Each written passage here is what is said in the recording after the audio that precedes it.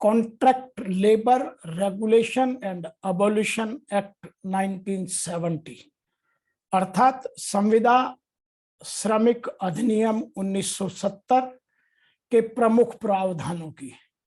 इसके लिए हमें ब्रध में इसको समझना बहुत जरूरी है, क्योंकि अभी नए कोड लागू नहीं हुए हैं और पुराने कोडों को लोग या पुराने अधिनियमों को लोग समझना नहीं चाह रहे हैं। इसीलिए कंफ्यूजन में इन एक्टों में बहुत सारी खामियां होती जा रही हैं और दिन प्रतिदिन इनमें मुकदमों की संख्या बढ़ती जा रही है। अतः इसको समझना हमारे और आप दोनों के लिए अत्यंत आवश्यक है। इसके प्रमुख उद्देश्य क्या हैं? जो संविदा श्रमिक अधिनियम 1970 है, इसका सबसे प्रमुख पहला उद्देश्य है संविदा श्रमिक के अहित को रोकना। दूसरा है संविदा श्रमिकों को भी उचित कार्य दशाएं, वातावरण, व्यवस्थाएं और कार्य करने की अच्छी सुलभ कल्याणकारी योजनाएं दिलाना। नंबर 3, सलाहकार समिति का गठन और उसकी अनुशंसा और उनका अनुपालन। नंबर 4, उद्योगों और संविदाकारों का पंजीयन तथा उचित पदों पर ही संविदा श्रमिकों की नियुक्ति। ऐसा नहीं कि हर जगह संविदा श्रमिक कॉन्ट्रैक्टर लेबर को लगा दिया जाए, तो जो एक्ट प्रोहिबिटेड हैं जो उनमें संविदा श्रमिक ना लगाए जाएं।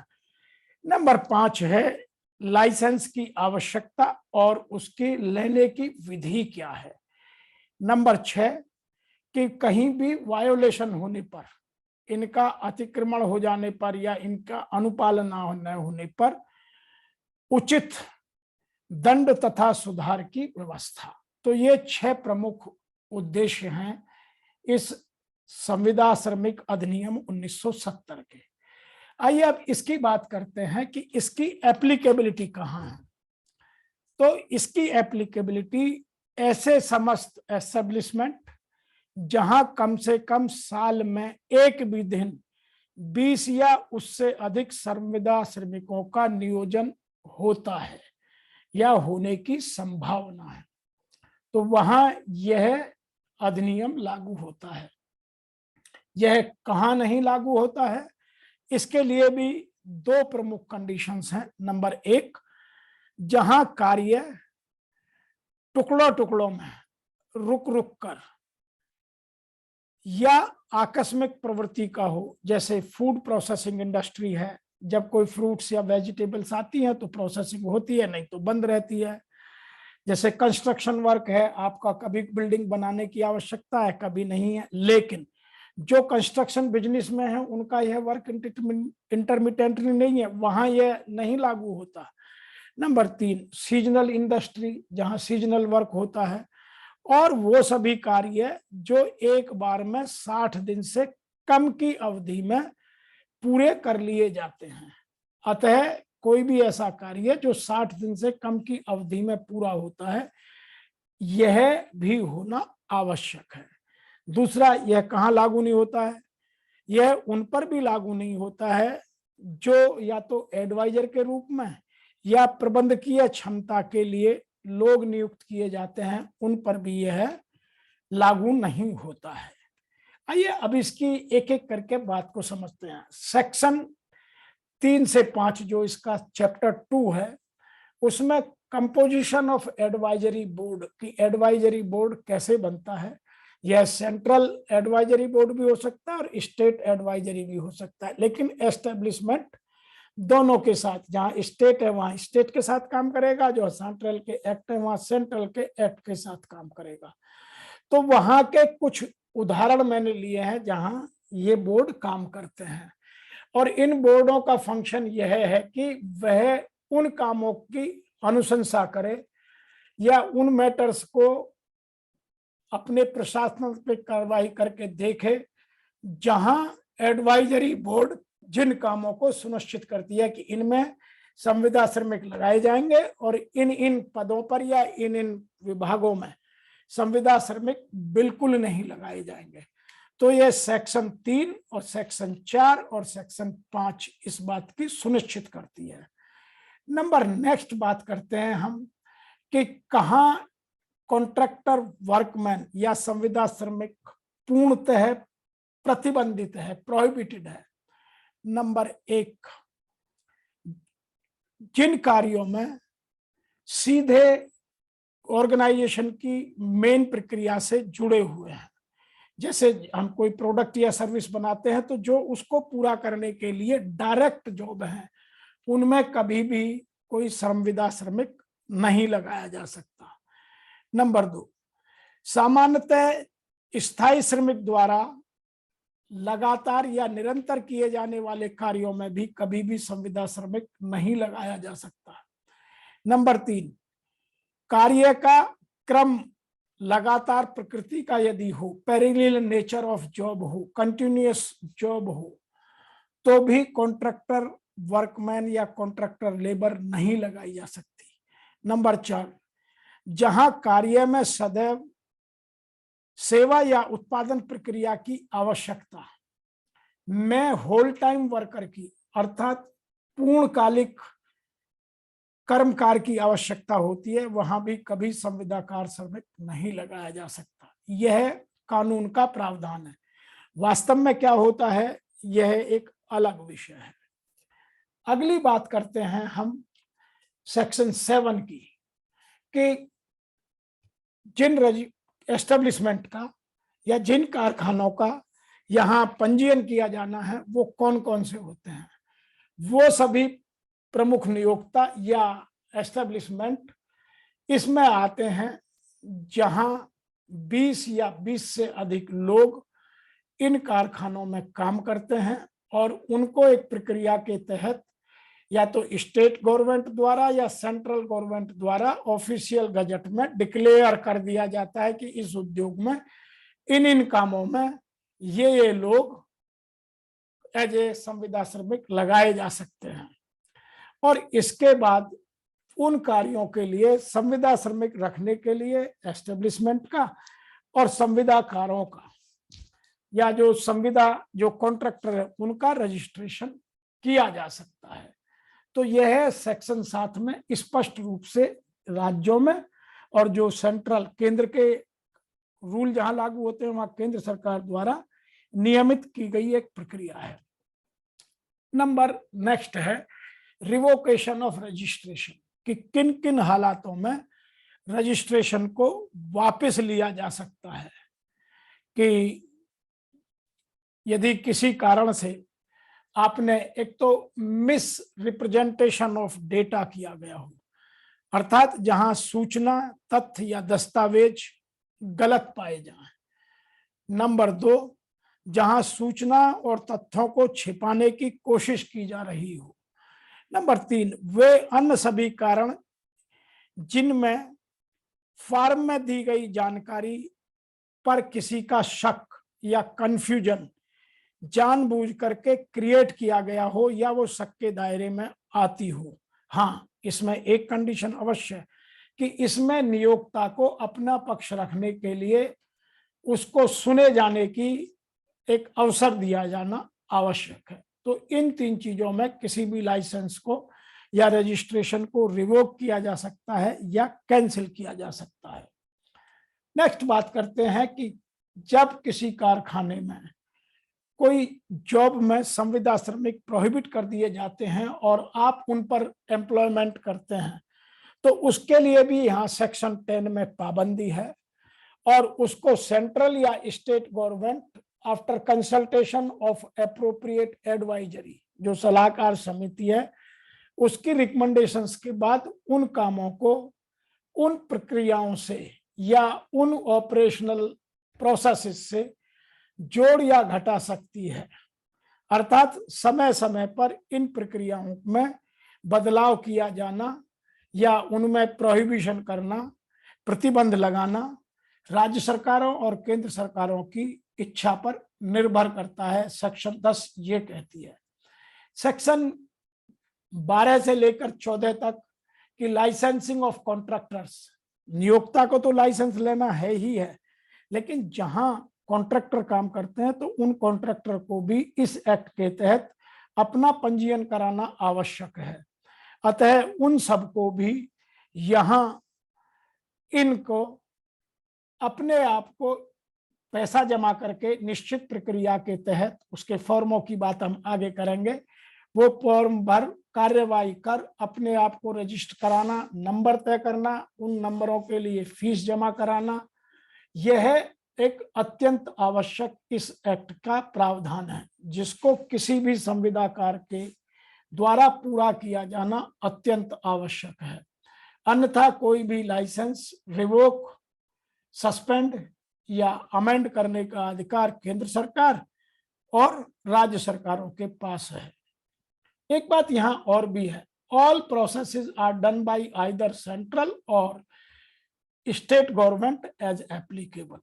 किसी कारखाने में दोनों एक साथ होने की संभावना बहुत कम होती है, या तो राज्य सरकार का ही दायरा होता है या केंद्रीय सरकार का ही दायरा होता है। जहां जो लागू होता है वह उन पर लागू की जाती है। नेक्स्ट बात करते हैं सेक्शन 15, प्रोसीजर फॉर अपील की अपील कैसे की जा सकती है और अपील किन किन के लिए की जा सकती है। Section 7, section 8, section 12 and section 14, इनके लिए अपीलेट ऑफिसर के सामने अपील करने का अधिकार कॉन्ट्रैक्टर को या प्रिंसिपल नियोक्ता का है, लेकिन उसके लिए 30 दिन का समय नियत किया गया है। जब भी उनको ये रिवोकेशन का ऑर्डर दिया जाए, रजिस्ट्रेशन कैंसिल करने का ऑर्डर दिया जाए, तो उसके 30 दिन के अंदर, जिस दिन उसको कम्युनिकेट होता है, जिस दिन उसको यह ऑफिशियल गजट या लेटर रिसीव होता है, उसके 30 दिन के अंदर वह अपील कर सकता है। नेक्स्ट है welfare and health of contractor labourers या कॉन्ट्रैक्टर वर्कर्स। उनके लिए वो सभी कल्याणकारी योजनाएं प्रधान नियोक्ता द्वारा, प्रिंसिपल एम्प्लॉयर द्वारा सुनिश्चित किया जाना, या तो संविदाकार के द्वारा या स्वयं के द्वारा अत्यंत आवश्यक है। अन्यथा उसके लिए प्रिंसिपल एम्प्लॉयर, प्रधान नियोक्ता जिम्मेदार ठहराया जाता है। सबसे पहली है कैंटीन, जैसे भी लागू हो। दूसरा है रेस्ट रूम, यदि रात्रि की पाली में काम किया जाता है तो संविदाकारों के लिए भी वहां रेस्ट रूम की सुविधा होना आवश्यक है। और अदर फैसिलिटीज, जैसे लेडीज हैं तो उनके लिए क्रचेज और फैसिलिटीज, यूरिनल्स हैं, लैट्रिन्स हैं, वेंटिलेशन है, जितनी भी वेलफेयर स्कीम्स हैं वो सब भी कॉन्ट्रैक्टर लेबर को भी या कॉन्ट्रैक्टर संविदा श्रमिक को भी मिलना बहुत आवश्यक है। और इसके लिए कॉन्ट्रैक्टर ही नहीं, प्रधान नियोक्ता की भी जिम्मेवारी सुनिश्चित की गई है। अब बात हम करते हैं constitutional validity on the contractor labour regulation and abolition act 1970। एक बहुत प्रमुख केस हुआ था जिसमें यह सुनिश्चित किया गया था, यह चैलेंज किया गया था कि यह इंडियन कॉन्स्टिट्यूशन का, भारत के संविधान का उल्लंघन है। जबकि यह एक्ट संविदा श्रमिक अधिनियम 1970 भारत के संविधान का कोई उल्लंघन नहीं करता। और यह बात गेमन इंडिया लिमिटेड के केस में 1976 में उठाई गई थी, जिसमें यह स्पष्ट रूप से कर दिया गया था। दूसरा, सेक्शन 34 जो एम्पावर करती है सेंट्रल गवर्नमेंट को कि वह ऐसे नियम बनाए और उन चीजों को इन एक्ट के प्रावधानों से बाहर रखे जो अनकॉन्स्टिट्यूशनल ग्राउंड पर चैलेंज हो सकती हैं। तो यहां यह बात स्पष्ट रूप से तय कर दी गई है कि कॉन्स्टिट्यूशनल वैलिडिटी इस एक्ट की 100% इन फेवर ऑफ कॉन्स्टिट्यूशन है, यह कॉन्स्टिट्यूशन का अगेंस्ट काम नहीं करता। और कोर्ट ने उस पिटीशन को डिसमिस किया था और यह स्पष्ट रूप से ऑर्डर दिया था कि यह किसी भी कॉन्स्टिट्यूशन की क्लॉज को वायोलेट नहीं करती, फुल्ली कॉन्स्टिट्यूशनली वैलिड है। अब बात करते हैं issues to be taken care, किन किन चीजों का इस एक्ट में ध्यान रखा जाना बहुत जरूरी है। Number 1, no distinction between core and peripheral activities, कि जो कोर एक्टिविटीज है और पेरिफेरियल एक्टिविटीज है उनको समझना कि कौन सी कोर एक्टिविटी है, मेन प्रोसेस है, और कौन सी मेन प्रोसेस नहीं है, इनको ध्यान में रखा जाना आवश्यक है। नंबर 2, यह एक प्रत्येक उन ऑर्गेनाइजेशन पर लागू होती है जहां 20 या 20 से अधिक संविदा श्रमिक रखे जाते हैं साल के किसी भी एक दिन।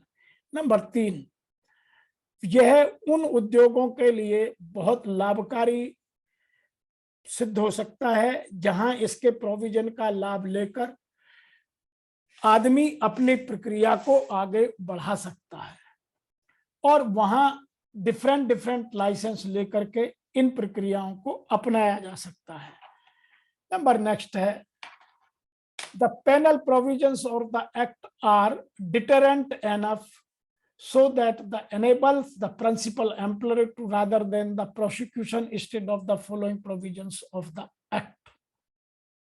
इसमें बहुत सारे ऐसे प्रावधान हैं कि जिनमें डायरेक्ट संविदाकार को जिम्मेदार ठहराया जा सकता है, और कुछ ऐसे प्रावधान हैं जिनमें सीधे प्रधान नियोक्ता को जिम्मेदार ठहराया जा सकता है।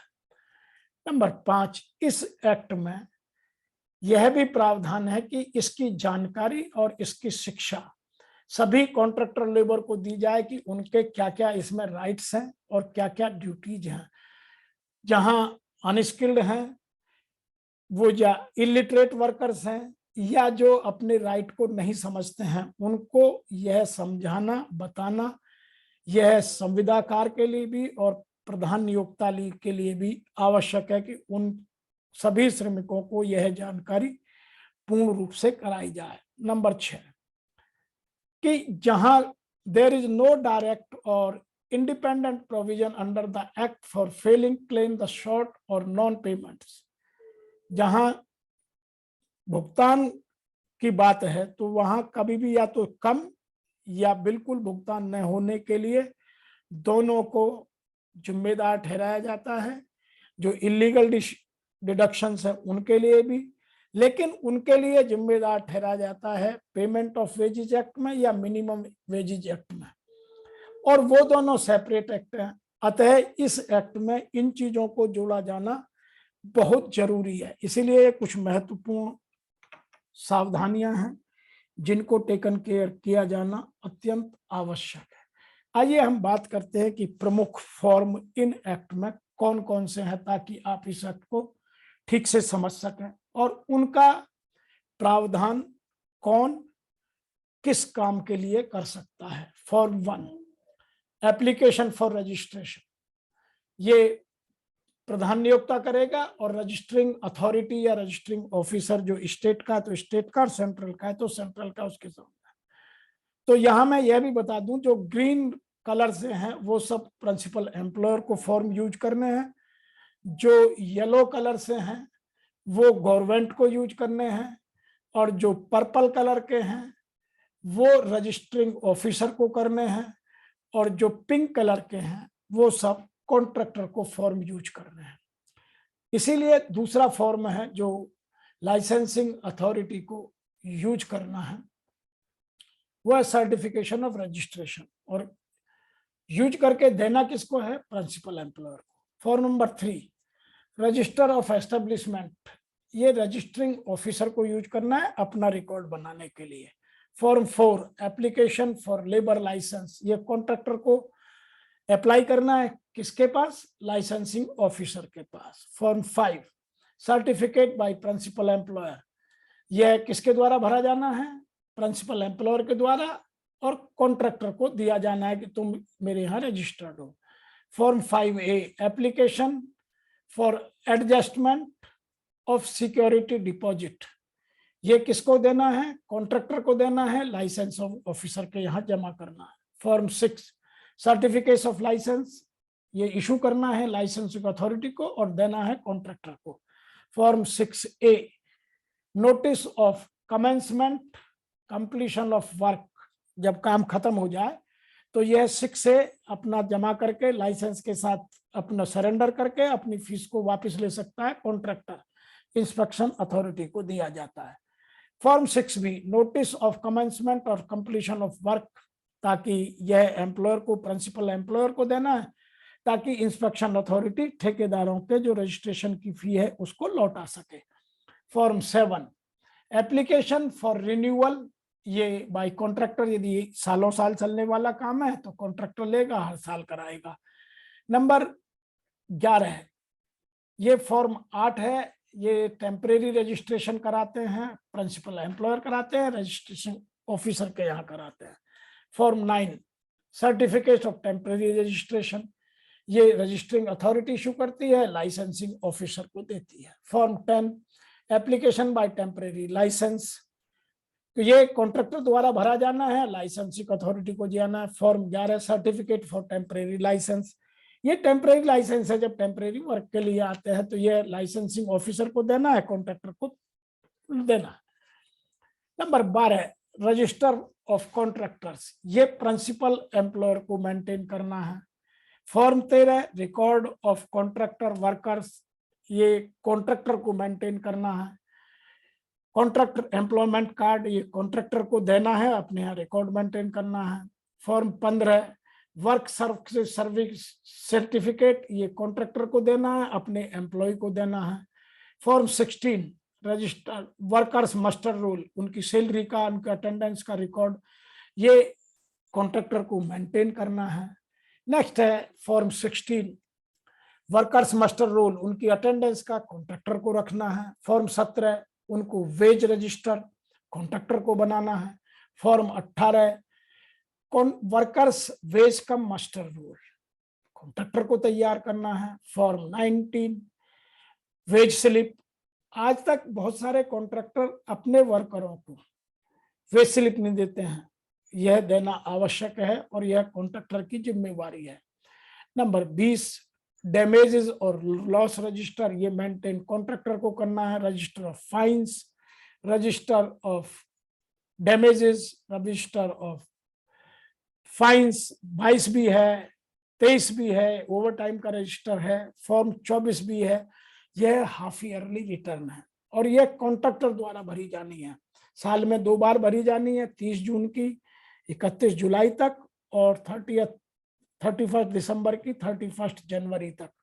फॉर्म 25 ये ईयरली है, एनुअल रिटर्न है, प्रिंसिपल एम्प्लॉयर को जमा करनी है। तो ये प्रमुख फॉर्म है और आज इस एक्ट की जानकारी में इतना ही। फिर आपसे शीघ्र मिलते हैं नए एक्ट की जानकारी के साथ। आपकी नॉलेज अपडेट करने के लिए, आपकी लेबर लॉ पर अवेयर